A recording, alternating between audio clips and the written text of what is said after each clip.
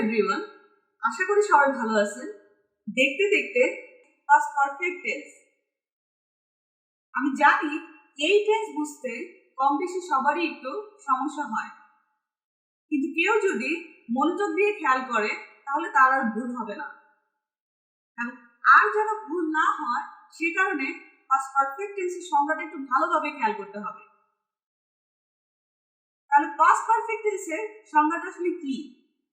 সংজ্ঞাটা হচ্ছে অতীতকালে দুটি কাজ শেষ হয়ে থাকলে তাদের মধ্যে যে কাজটি আগে ঘটেছিল সেটি পাস্ট পারফেক্ট টেন্স হয়, এবং যে কাজটি পরে ঘটেছিল সেটি পাস্ট সিম্পল টেন্স হয়।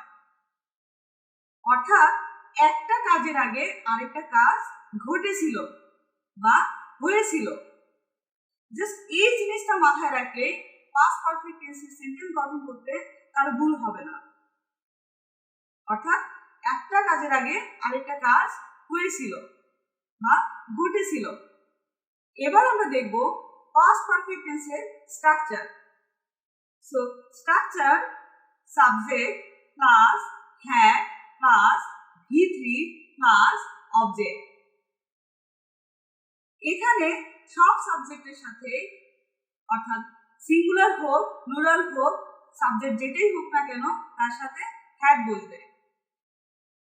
I or you or we or they or he or she or it or Nuha or someone plus had. এবার আমরা উদাহরণ দেখব। উদাহরণে চলে যাচ্ছি, তার আগে একটু বলে নেই আমরা এই টেন্সে বাংলা বাক্যগুলা আগে রেখেছি, কারণ এই টেন্সে কেউ যদি বাংলা বাক্যটা বুঝতে পারে তাহলে তার জন্য ইংলিশ করাটা ইজি হয়ে যায়। তো প্রথম উদাহরণ, আমি বাস স্টেশনে পৌঁছার আগে বাসটি ছেড়ে গেল। তো বাক্যটা দেখে আমরা বুঝতে পারছি যে এখানে দুটি কাজ সম্পন্ন হয়েছিল, এবং সংজ্ঞা অনুযায়ী এখানে একটা কাজ আগে ঘটেছিল এবং আরেকটা কাজ পরে ঘটেছিল। এবার আমাদেরকে বুঝতে হবে কোন কাজটি আগে ঘটেছিল এবং কোন কাজটি পরে ঘটেছিল এই বাক্যে। আবারও বাক্যটা খেয়াল করি, আমি বাস স্টেশনে পৌঁছার আগে বাসটি ছেড়ে গেল। তাহলে এখানে কোন কাজটি আগে ঘটেছিল বোঝা যাচ্ছে, অবশ্যই বাসটি ছেড়ে গেল এই কাজটি আগে ঘটেছিল। সো সংজ্ঞা অনুযায়ী আমরা জানি যে বাসটি ছেড়ে গেল এই অংশটুকু কি হবে, পাস্ট পারফেক্ট টেন্সের স্ট্রাকচার অনুযায়ী সেন্টেন্স গঠন করতে হবে। এবং পরেরটুকু আমি বাস স্টেশনে পৌঁছলাম বা পৌঁছেছিলাম, এটা কি হবে, পাস্ট সিম্পল টেন্স। সো আমরা এবার ইংরেজিটা দেখি কিভাবে করতে হয়, কিভাবে করতে হবে। সো যদি বাসটি ছেড়ে গেল এটা আমাদের পাস্ট পারফেক্ট টেন্স হয়, তাহলে আমাদের কি হবে, এখানে বাসটি এখানে কি subject, so the bus. And structure অনুযায়ী কি হবে, সব ধরনের সাবজেক্টের সাথে কি বসবে, হ্যাড বসবে। So the bus had. এরপর কি হবে, V3, that means past participle form, ভার্বের past participle form V3। So এখানে ছেড়ে যাওয়া মানে কি, লিভ। সো এখানে যখন V3 বসাচ্ছি তাহলে এটা কি হয়ে যাচ্ছে, লেফট। এবং বাংলা বাক্য কি ছিল, আমি পৌঁছার আগে, আমি স্টেশনে পৌঁছার আগে। সো এখানে কি হবে, বিফোর। এবং তারপরেটুকু কি হবে, পাস্ট সিম্পল টেন্সের ফর্মে হবে। So I reached at the bus station. এখানে আইটা সাবজেক্ট এবং রিচটা কি ভার্ব, পাস্ট ফর্ম, ভার্বের পাস্ট ফর্ম। তাহলে ওভারঅল কি বোঝা গেল, যে কাজটা আগে হয়েছিল সেটার ক্ষেত্রে হ্যাড বসবে, হ্যাডের সাথে past participle form that means V3, এবং পরেরটা সিম্পল পাস্ট হবে, অর্থাৎ সাবজেক্টের সাথে জাস্ট পাস্ট ফর্ম হবে, ভার্বের পাস্ট ফর্ম। আশা করি এতটুকু ক্লিয়ার হয়েছে সবার। তারপরও আমরা আরো উদাহরণ দেখব যাতে আমাদের কনসেপ্টটা একেবারেই ক্লিয়ার হয়ে যায়। সো নেক্সট উদাহরণে চলে যাচ্ছি। নেক্সট উদাহরণটা একদমই কমন একটা উদাহরণ, আমরা সেই ছোটবেলা থেকে জেনে আসতেছি, এবং এটা নিয়ে অনেক কথাবার্তাও হতো, বুঝতে পারতাম না সো সেই সেন্টেন্সটা আসলে কি হবে, দ্যাট মিন্স বাংলা বাক্যটা আসলে কি হবে, কি সেটা? সেটা হচ্ছে ডাক্তার আসিবার আগে রোগীটি মারা গিয়েছিল। ছোটবেলায় কি করেছিলাম আমরা? ভীষণ চিন্তিত হয়ে পড়েছিলাম। এখানে কোন কাজটা আগে ঘটেছিল এইটাই মাথায় আসতো না। সো এখানে কোন কাজটা আগে হয়েছিল, এবার আমরা একটু খেয়াল করি বাংলা বাক্যটা। অবশ্যই রোগীটি মারা গিয়েছিল, ডাক্তার আসিবার আগে রোগীটি মারা গিয়েছিল। তো রোগীটি মারা গিয়েছিল, এটা কি? এই কাজটা আগে ঘটেছিল। তো সংখ্যা অনুযায়ী কি হবে তাহলে? যেহেতু কাজটি আগে ঘটেছিল, রোগী মারা গিয়েছিল, এটার জন্য আমরা কি বসাবো? past perfect tense এর ফর্মুলা। So the patient had died before, doctor আসিবার আগে বা ডাক্তার আসিবার আগে। So the doctor arrived. আশা করি ক্লিয়ার হয়ে গেছে। So নেক্সট উদাহরণটা একই সেন্টেন্স, একই বাংলা বাক্য, কিন্তু একটু ভিন্নতা আছে। সো আমরা বাক্যটা দেখি। ডাক্তার আসিবার পরে রোগীটি মারা গিয়েছিল। সো এখানে কি হবে? ইংরেজিটা আমরা কিভাবে করব? এখানে কোন কাজটা আগে ঘটেছিল এটা একবার খেয়াল করি। অবশ্যই ডাক্তার আগে এসেছিল এবং রোগীটি মারা গিয়েছিল পরে। তাহলে এটা আমরা দুই ভাবে বলতে পারি। একটা হচ্ছে the doctor had come before the patient died, এবং আরেকটা কি একদমই সরাসরি যেভাবে স্ট্রাকচারটা বাংলা বাক্যটা আছে ওভাবে যদি বলি তাহলে কি হবে? the patient died after the doctor had come. এখানে একটা নোট আছে, নোটটা হচ্ছে বিফোর এর আগে এবং আফটার এর পরে পাস্ট পারফেক্ট টেন্স হয়। আমি আবার বলছি, বিফোর এর আগে এবং আফটার এর পরে পাস্ট পারফেক্ট টেন্স হয়। সো একটু আগে যে বাক্যটা বললাম, দ্যাট মিন্স ইংরেজি বাক্যটা, ওটা একটু খেয়াল করি। The patient died after the doctor had come. এখানে কি হয়েছে দেখি, একটু খেয়াল করি। আফটার আছে আমাদের মাঝখানে, এখন কিন্তু বিফোর নাই। সো আফটার এর পরের পার্টটা কি হবে? পাস্ট পারফেক্ট টেন্স হবে, এবং তার আগের পার্টটা কি হয়েছে? পাস্ট সিম্পল টেন্স হয়েছে। That's it. সো বাক্যটা আমরা দুই ভাবেই করতে পারি, বিফোর দিয়ে এবং আফটার দিয়ে। এবার আমরা নেক্সট উদাহরণে চলে যাচ্ছি এই আফটার দিয়ে। সো তুমি চলে যাওয়ার পরে আমি এখানে এসেছিলাম, এটা কিভাবে বলতে হবে? I came here after you had left. যেহেতু আফটার আছে সেহেতু কি হবে? আফটার এর পরে পাস্ট পারফেক্ট টেন্স হবে এবং আফটার এর আগে পাস্ট সিম্পল টেন্স হবে। আশা করি সবাই ক্লিয়ার। তারপর আরেকটা উদাহরণ দেখব এই আফটার রেডি। সেটা হচ্ছে আমি আমার কাজ শেষ করার পরে তাকে কাজটি করতে সাহায্য করেছিলাম। কখন করেছিলাম তাকে সাহায্য?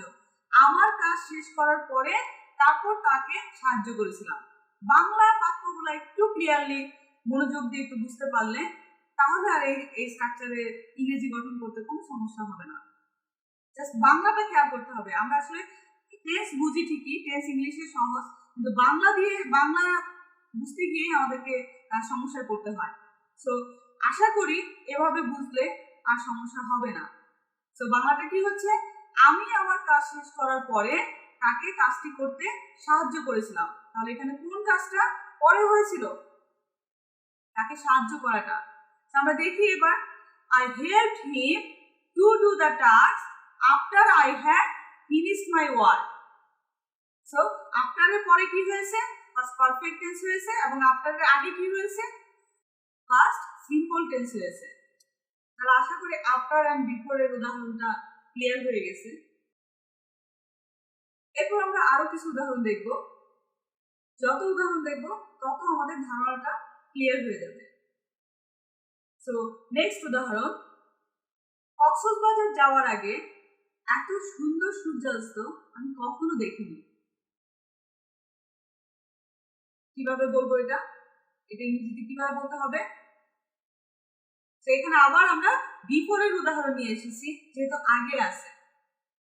সো বাক্যটা বুঝে গেলে এখানে আমরা দেখতেই পাচ্ছি যে কোন কাজটা আগে ঘটেছিল এবং কোন কাজটা পরে হয়েছিল সেই অনুযায়ী আমরা ইংরেজিটাও করে ফেলতে পারি। তো আমাদের এখানে কি হবে, কোন কাজটা আগে হয়েছিল। এত সুন্দর সূর্যাস্ত আমি আগে দেখিনি কখনো কক্সবাজার যাওয়ার আগে। তাহলে কি হবে, I had never seen such a beautiful sunset before I went to the Cox's Bazar. ইংরেজি অনেক সহজ যদি আপনি বুঝতে পারেন। নেক্সট এক্সাম্পল, আমি আসার আগে সে চলে গেল। দুটি কাজ, কয়টা কাজ ঘটেছিল, দুটি কাজ ঘটেছিল এই সেন্টেন্সে। আমি আসলাম, সে চলে গেল, বা আমি আসার আগেই সে চলে গেল, তার মানে আমি পৌঁছাই নাই, তার আগে সে চলে গেছে, আমার সাথে দেখা না করেই চলে গেছে। তো এটা কিভাবে বলবো, যেহেতু আগে আছে দ্যাট মিন্স বিফোর, আর বিফোর বসলে কি হবে, বিফোরের আগে ফার্স্ট পারফেক্ট টেন্স হয়, আর বিফোরের পরে ফার্স্ট সিম্পল টেন্স হয়। সো আমরা এটা কিভাবে বলতে পারি ইংরেজিতে, he had gone out before I came home. আমি বাড়ি আসার আগেই সে চলে গেল। নেক্সট উদাহরণ, তুমি আসার আগে আমি আমার কাজ শেষ করেছিলাম। ইংরেজিতে কি হবে, I had finished my work before you came.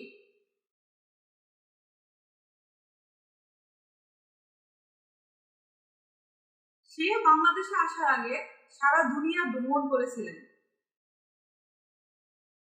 কিভাবে বলবো এটা, He had traveled around the world before he came to Bangladesh. সে ঘরে আসার আগে কফি শপে গিয়েছিল। কোন কাজটা এখানে আগে করেছিল, কফি শপে গিয়েছিল। She had gone to the coffee shop before she came home. Next, বৃষ্টি শুরু হওয়ার আগে তারা ওই মাঠে হকি খেলেছিলেন। They had played hockey in that field before it started to rain. Party শুরুর আগে সে তার সাথে দেখা করেছিলেন।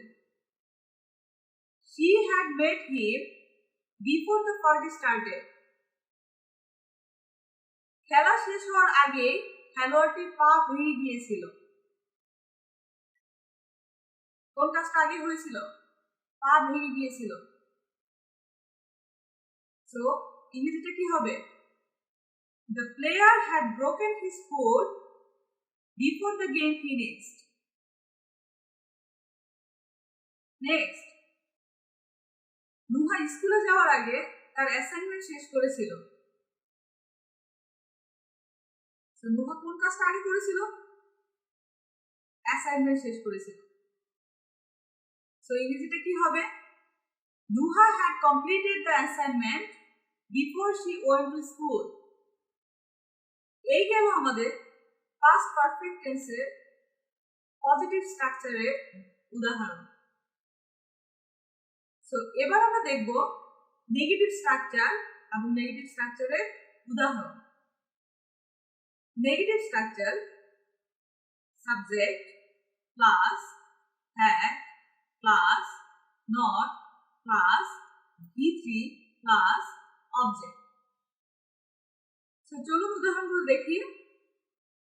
তুমি আসার আগে আমি ইউটিউবে ক্রিকেট ম্যাচটা দেখিনি। তাহলে ইংলিশটা কি হবে এখানে, I had not watched the cricket match on YouTube before you came. আগে যে স্ট্রাকচারগুলো আমরা দেখে এসেছি that means positive structure, positive স্ট্রাকচারের সেন্টেন্স যেভাবে গঠন করেছি এখানে ঠিক একইভাবে গঠন করব। পার্থক্য শুধু হবে কি, হ্যাডের পরে একটা নট লাগিয়ে দিব, যেটা আমি অলরেডি একটা উদাহরণে দিয়েছি। নেক্সট উদাহরণ, সিনেমাটা দেখার আগে আমি বইটি পড়িনি। এখানেও দুইটা কাজ, So কি হবে? I hadn't read that book before I watched the movie.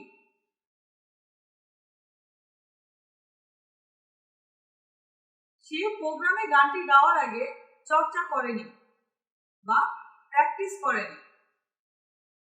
কি হবে? ইংরেজিতে কি হবে? He hadn't practiced the song before he sang it in the program. Next, খেলা শেষ হওয়ার আগে খেলোয়াড়টি তার পা ভাঙেনি। The player hadn't broken his foot before the game finished. সে আসার আগে আমরা ওই থিয়েটারে সিনেমা দেখিনি। We hadn't watched a movie in that theater before he came. আমরা আমাদের দুপুরের খাবার শেষ করার আগে আইসক্রিম খাইনি। সো এখানে কি বোঝা যাচ্ছে? কোন কাজটা আগে ঘটেছিল? অবশ্যই আইসক্রিম খাইনি এই কাজটি। সো কি হবে? We hadn't taken an ice cream before we finished our lunch. অর্থাৎ লাঞ্চ শেষ করার আগে আমরা আইসক্রিম খাইনি। নেক্সট উদাহরণ, তারা এর আগে এ বিষয়ে কোনো অভিযোগ করেনি। কি হবে এটা?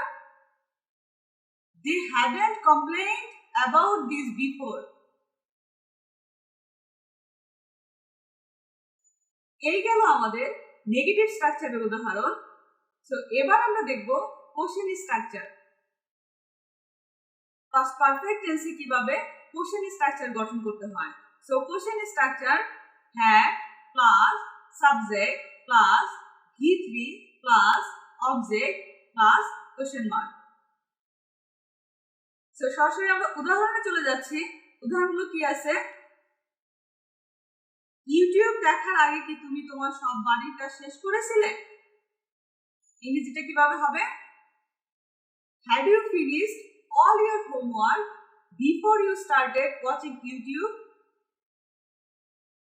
নেক্সট উদাহরণ, সে কি 5টার আগেই শেষ করেছিল? Had he finished before 5 o'clock? Next, তুমি পৌঁছার আগে সে কি চলে গিয়েছিল? Had she left before you reached there? Just কি হচ্ছে এখানে? আমরা হ্যাডটাকে সামনে বসিয়ে দিচ্ছি। একই রকম পজিটিভ স্ট্রাকচারের স্ট্রাকচার যেভাবে সেন্টেন্স গঠন করেছিলাম এখানেও ঠিক তেমনি, জাস্ট এখানে কি হচ্ছে? হ্যাড সামনে চলে যাচ্ছে, তারপর সাবজেক্ট, তারপরে V3, তারপর আদার ওয়ার্ডস এবং পাস্ট সিম্পল টেন্সের ফর্ম। নেক্সট, তারা কি পার্টি শুরু হওয়ার আগে একে অপরের সাথে দেখা করেছিল? Had they met each other before the party? Next, তুমি বাহিরে যাওয়ার আগে কি বৃষ্টি থেমেছিল?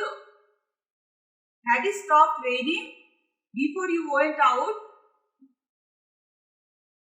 এই গেল আমাদের কোশ্চেন স্ট্রাকচারের উদাহরণ। নেক্সট আমরা চলে যাচ্ছি WH কোশ্চেন কিভাবে পাস্ট পারফেক্ট টেন্সে গঠন করতে হয়। So WH question structure WH plus had plus subject plus V3 plus object plus question mark. আমি আসার আগে কি ঘটেছিল? সো ইংলিশটা কি হবে? What had happened before I came? Next, আমি আসার আগেই কেন তুমি সব খাবার খেয়ে শেষ করেছিলে? কিভাবে হবে? Why had you eaten all of the food before I came? আমি আসার আগেই কেন তুমি চলে গিয়েছিলে? Why had you left before I came here? Police আসার আগে তাদেরকে কে ফোন করেছিল? Who had they called before the police arrived? আমার বাবা মা আসার আগে তাদেরকে এখানে কে নিয়ে এসেছিল? Who had they brought here before my parents arrived? আজকে এই পর্যন্তই। নেক্সট ক্লাসে থাকবে past perfect continuous tense. Goodbye.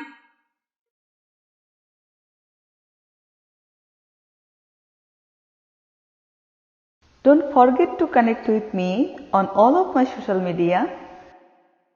We will meet soon for another lesson. Thank you.